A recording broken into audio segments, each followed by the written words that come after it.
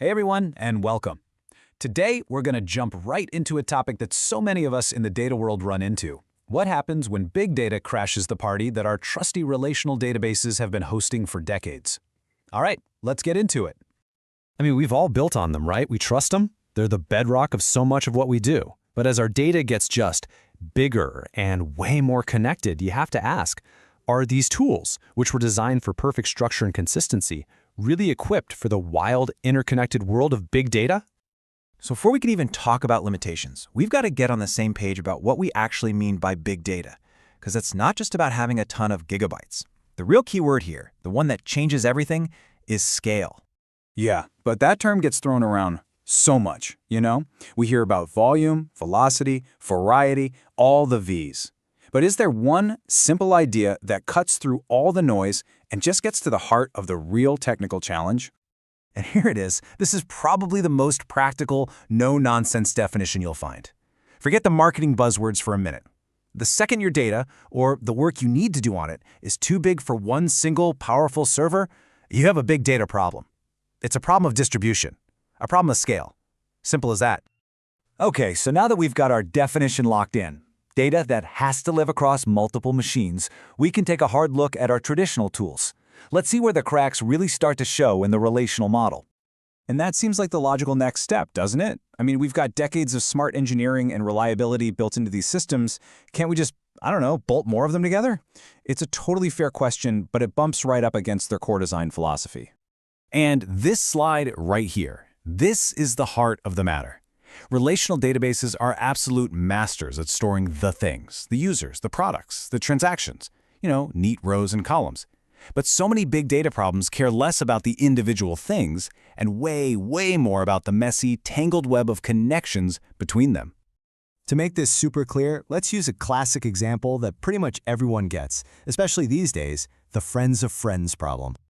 Now check this out. This should look incredibly familiar to anyone who's ever designed a database. If your boss told you to build a social network on a relational database, this is what you'd build. You've got your users table for the people and a join table for the friendships. It's clean, it's normalized, it's totally textbook. And this quote just hits the nail on the head. The very thing that makes these databases so good at storing entities, the table, becomes this massive speed bump when your main goal is to chase relationships from one to the next. All right, so here's $1 million question. We've got our perfect clean schema. I'm a user.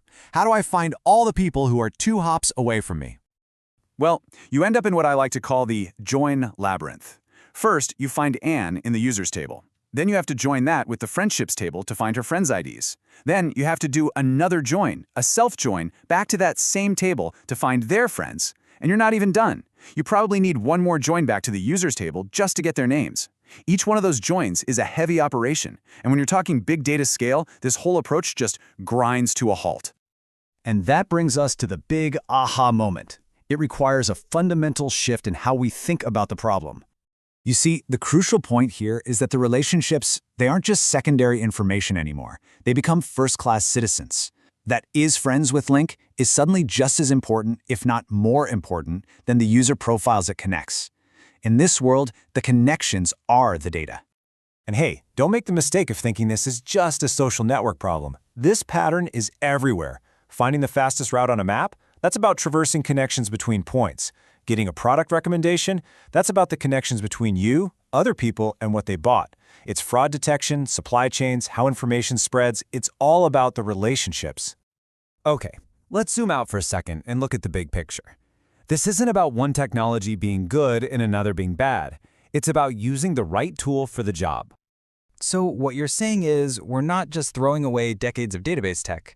It's more like an RDBMS is the perfect tool for its original job. But for these giant connected datasets, the job itself has changed.